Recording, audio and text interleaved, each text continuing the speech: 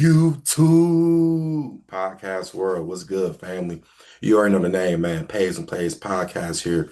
We're giving you week 17. One more week left for the regular season after this week, okay? I could have dropped it yesterday. I could have done it yesterday, but I'm gonna do it today. I'm gonna do it super early so you guys can get Christmas bets tomorrow and all that. I hope you guys have a Merry Christmas and this is a good holiday, right? We know this is a time of year where some people, some people are down, right? Winter blues is real to some people, man. And hey, man, let's just keep the spirits going, bro. We've been cooking on this channel, so let's continue the momentum, all right? So before I go into this week, I wrote something down because I looked into some things, and I want to give you guys I guess it's a slight trend, but this is something that I have kind of noticed too, though. So since 1990, eliminated teams playing against teams who need to win out the last 2 weeks to make the playoffs at the end of the season. So pretty much the underdog that has got eliminated already against the spread, 108 to 69 and 4. So yes, 108 wins, 69 losses, and 4 pushes, which is ties. That's 61%. So just keep that in mind with this week and the next week. Just keep that in mind.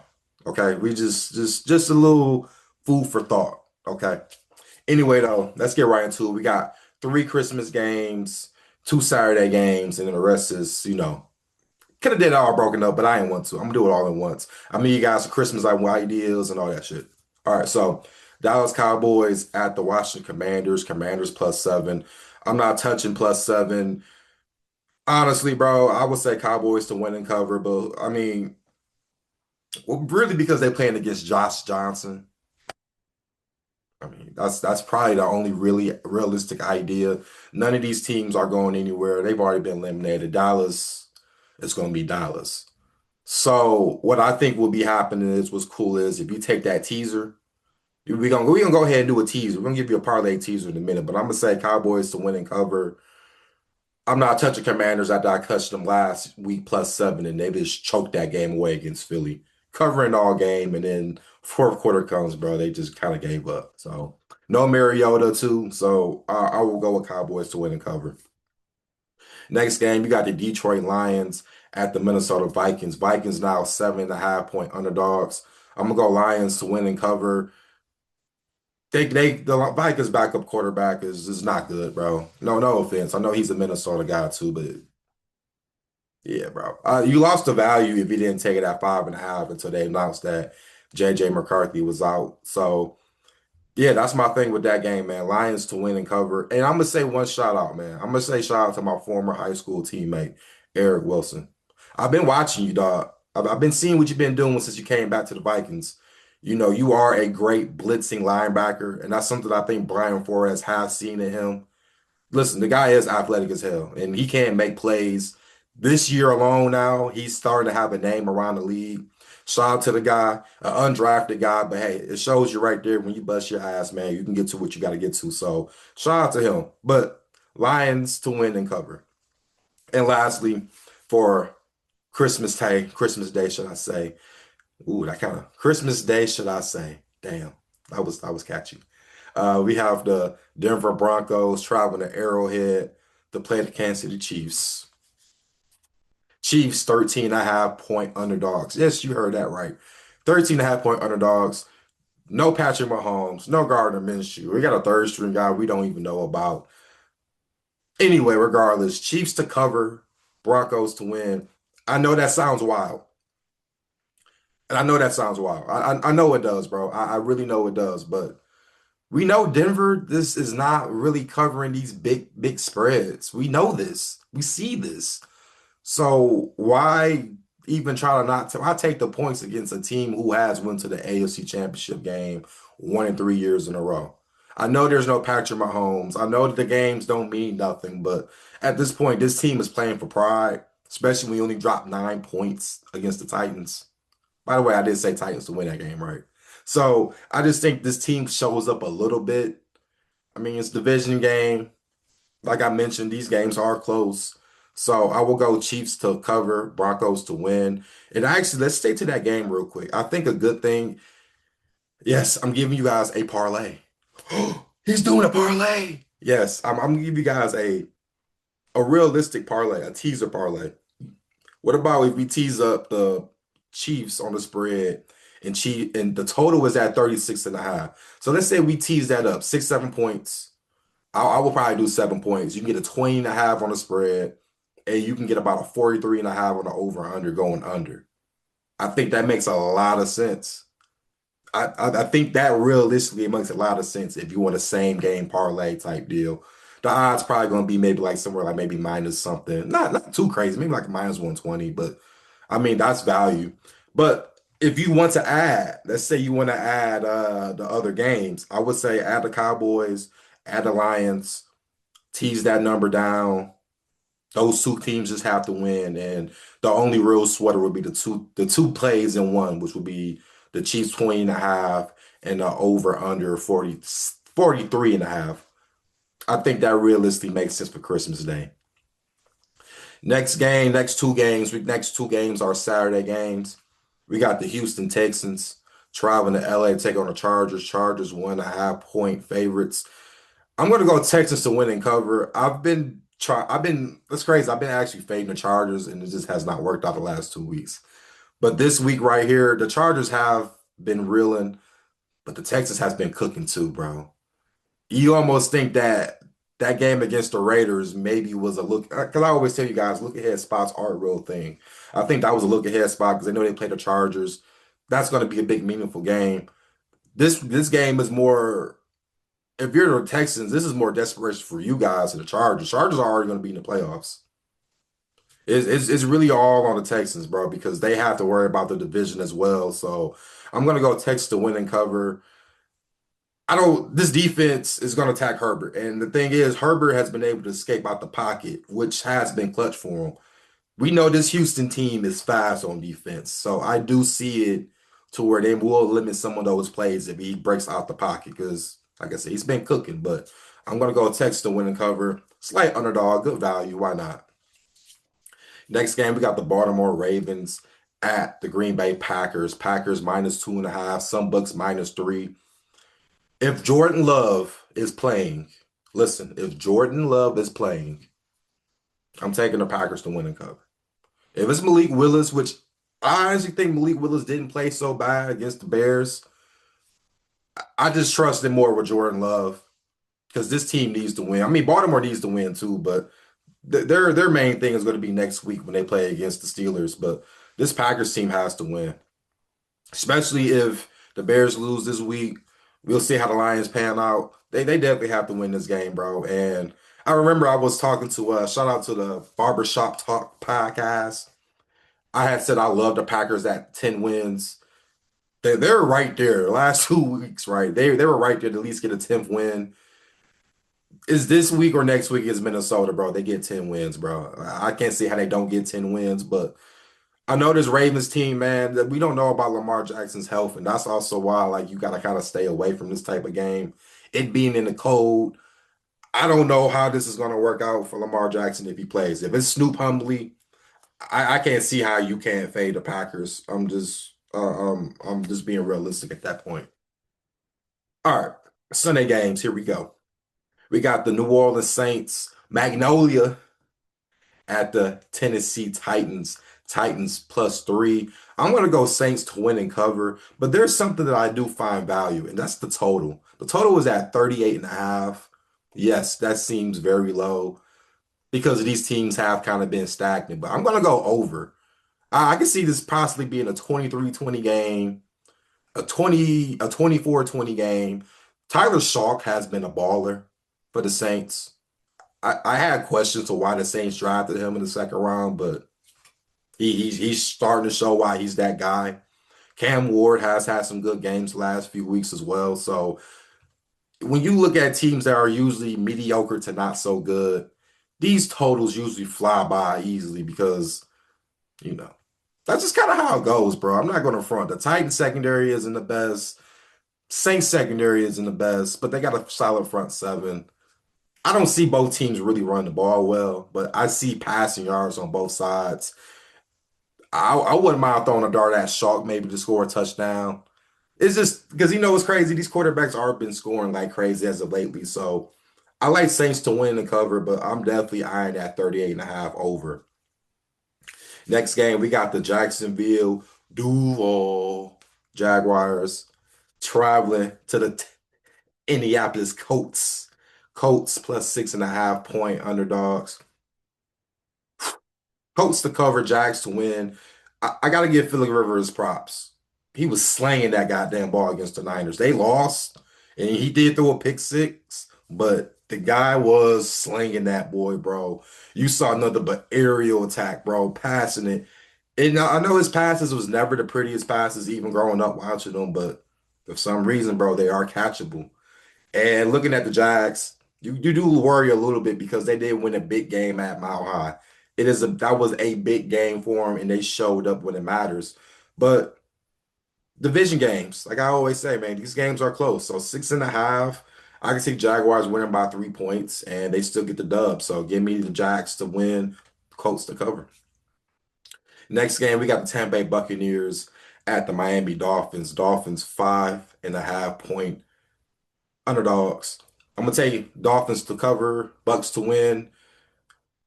You know, the trend I told you guys earlier, this game is a perfect example because the Buccaneers have to win, and the Buccaneers has lost what, three in a row? They lost about three in a row, bro. I won't think. Actually, you know what? I think they lost more than three in a row, right? They lost to the Rams. They lost to the Saints. Okay, yeah, that's three. Okay. Yeah, that's three. Okay, that's three. That's three. But still, I see them winning this game, but this defense is just so garbage. The defense is just garbage. It's just straight putrid. I can't back this team up. And Ty Bowles, this collapse kind of reminds me of when the Broncos. If you guys are old enough, you guys remember when the Broncos were. This is like 2007, 2008 year. The Broncos were like high up in the AFC West. Like they like nobody else. I think the Chargers were like 4-8 at the time. And then they won all those games in a row and swept the Broncos, and then Shanahan got fired. I almost could see the same thing with Todd Bowles. Yeah, I can't stand it when this guy has dumbass coaching decisions, and then you see him on the sideline looking like this, just that ugly ass grin, bro. I hate that shit. At this point, he's a great coordinator, not a good head coach. I think they win this game though, but it's another look ahead spot when you know you got to play Carolina again that you just lost to. So give me the Bucks to win, but I'm really unsure on the spread on the Bucks. I'm really unsure of them to actually win this game because for Mike McDaniel, it's really up to his coaching job at this point. I think he stays with Miami for another year, but he has to at least show something in this game after getting his ass beat by the Bengals. Next game, we got the Seattle Seahawks at the Carolina Panthers. Panthers 7.5 point underdogs. Panthers to cover, Seahawks to win. But with this Sam Darnold at quarterback, who really knows, bro? He had a great game against the Rams, but I just think the cross trip it does affect you a little bit, bro. And I know Sam Darnold's coming back to Charlotte, and it's going to be maybe a little more meaningful for him. But this Panthers team, we haven't seen them be consistent on a back-to-back week, and them being at home, I do wonder if this team is at least, I still think they're going to be competitive. They're at home. The worst case scenario I see is maybe a 3 point loss, maybe a 7 point loss. That's why you take the point five with the hook, and you could be safe with that. I mean, this Panthers team, man, is very maybe one of the most weirdest Panthers teams I ever seen, but they get the job done. All right, Seahawks, on the other hand, they're reeling, man, and they actually, you know what? Now that I'm thinking about it, they may have to actually kind of win this game because they got to play San Francisco next week, and that might be determining who wins the NFC West, possibly maybe the number one seed. So there is some implications on both sides, but Panthers on the spread because we know next week the main game matters. Next game, we got the Pittsburgh Steelers at the Cleveland Browns. Browns 3 point underdogs. Now, referring back to the trend, this is another perfect example, though. But I'm gonna go Steelers to win and cover. I don't know the injury update with Shador Sanders. And if he does play, bro, with that little finger injury, I don't really know how that's going to linger. But if it's Dylan Gabriel at quarterback instead of Shador, you know I got to go Pittsburgh. It's no way I could trust Dylan Gabriel, bro, to keep anything close competitively. Now, I'm going to refer to what Shador had his performance last week. If the Browns had a better offensive line, they probably would have won the game against the Buffalo Bills. But I don't know the injury update, like I said, with Shador. So if it's Dylan Gabriel, take the Steelers. If it's Shador, I will kind of just watch this game, to be quite honest with you. Next game, we got the New England Patriots at the New York Jets. Jets 13.5 point underdogs. Patriots to win the cover, bro. I'm not touching this Jets team with Brady Cook. I didn't like Brady Cook at Missouri. I don't like Brady Cook now. I don't know how he's an NFL quarterback. Other guys that got undrafted at quarterback should have had a better chance than this guy. Patriots have been rolling. That's all I can really say, bro. Patriots have been rolling. This may be a stat line for Drake May to go off, Travion Henderson to go off, Ramon Stevenson to go off, Stephon Diggs to go off. This Jets team. What gets me about this Jets team is you got a defensive guy as a head coach, Aaron Glenn, who was a All-Pro corner, right? And this team has 0 interceptions for the fucking year. If that doesn't amaze me, I don't know what it is, bro. No interceptions. Yeah, buddy. Patriots to win the cover. Next game, we got the Arizona Cardinals at the New. Oh, I almost said New England. I don't know why, but at the Cincinnati Bengals. Bengals 7 point favorites. Bengals to win and cover. Now, this is at this point. This is what I have realized about the Cardinals. I think the Cardinals are an automatic public fade team. I know the public has been fading them. I've been mentally fading them. I thought last week was maybe a little closer because they were playing at home against the Falcons, but other than Jacoby Brissett, bro. This team is just done. Like, the defensive injuries is so bad. And don't get me wrong, the Bengals defense isn't the best either, but like, I mean, they're going to be more better than the Cardinals defense.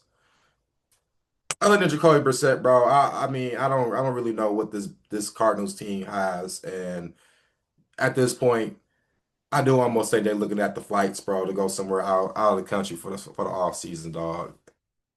So give me the Bengals to win and cover. I actually wouldn't mind this as a teaser. This is a 7 point. Yes, it's a 7 points, right? I wouldn't mind it as a teaser, actually, by the way, too. Next game, we got the New York Giants at the Las Vegas Raiders. Raiders minus 1.5 favorites. And this is something that people don't realize this unless you are a fan of these two teams. These teams are the top two teams in the NFL draft board. So whoever wins, it's gonna flip-flop. I don't think Raiders with Pete Carroll is trying to tank, even though they're already as bad as they get. I'm gonna go Raiders to win and cover. I think this team might have found some way to move the ball down the field. Uh, I mean, they moved the ball down the field against one of the best defenses in the Houston Texans. So if you can do that, I think you can do this against a Giants team who can't stop anybody. And I like Jackson Dart, but I think he needs to deal with a quarterback whisperer for the offseason. Teach him how to slide. Because I think his running style is aggressive, but you see when he gets popped, bro, you always wonder, is he able to play? Is he able to get up? Because we've seen it time and time again this season with him. But I'm going with the Raiders to win and cover. I mean, better defense too. 1.5. I mean, if you don't want to do 1.5, let's do the money line at minus 120. I think you'd be okay with either or do both. I think you'll be safe. Give me the Raiders to win and cover this game. Next game, we got the Philadelphia Eagles at the Buffalo Bills. Bills minus 1.5. I'm going to go Bills to win and cover, but I'm actually going to look at this total. The total was at 44.5. I see it going over 44.5. This Bills defense can't stop a soul. Realistically, let's be quite honest with you. We know the Eagles can stop something, but it being Josh Allen, bro, they're gonna find ways to score. But I will caution, I believe he has like a foot injury. I don't know how serious it is right now, but I do see points score both ways. The only thing that scares me if you're going to pick the Bills, they had a whole moment of going for it on fourth down last week. I have no idea why, besides the kicker missing one like rare kick that was there. But like they went for it on like 4th and 5, 4th and 6, and you're like, bro, if it's like anywhere between 4th and 3, I can understand that. But that might be the only thing that gets you. But I see point score both sides, 44.5. I'm leaning towards that. Next game, we got the Chicago Bears at the San Francisco 49ers. 49ers minus 3-point favorites. I will go with the 49ers to win and cover. But let's look into the injury report. Let's eye on George Kittle because George Kittle was definitely Brock Purdy's go-to guy, and we saw what Kittle did Monday night. And it being a short week, the only thing that benefits is that it's a Sunday night game, so it benefits them. But let's monitor that. I know it's not a high ankle sprain, so that's a good thing at least. So we're gonna monitor that. This Bears team, though, I mean, to be quite honest with you, they got lucky to beat the Packers. Okay, with some of the situations that went down. If Malik Willis never bobbled that snap on 4th and 1, we're probably talking about a whole different game. Obviously, at that point, once you got the ball, bro, you can score, you win the game. So I know the Bears are going to be aggressive at that point, but this 49ers team offensively is good. They're going to scare you on defense. That's why I see the over is at 52.5. That's a lot of points. I would lean a little bit under, but like I said, when you're dealing with the 49ers defense and the Bears defense, which could get scored on, you have to wonder, right? You have to wonder. So I'm going to go with 49ers to win and cover with the -3, though. And lastly, Monday Night Football, we got the LA Rams traveling to A-Town, taking on the Atlanta Falcons. Falcons 8.5-point underdogs. Falcons to cover, Rams to win. Kirk Cousins has been playing kind of solid. Not Drake May, my bad. Drake London should be playing this game too. So we know the offense is going to show up. This Rams defense, secondary wise, is pitiful. Well, we already know they're pitiful. We've seen it. But they have to bounce back and win this game at least. I don't know how they will cover 8.5. I think that's a lot of points. You talking to me? That's definitely a lot of points. But I do like them as a teaser. All right.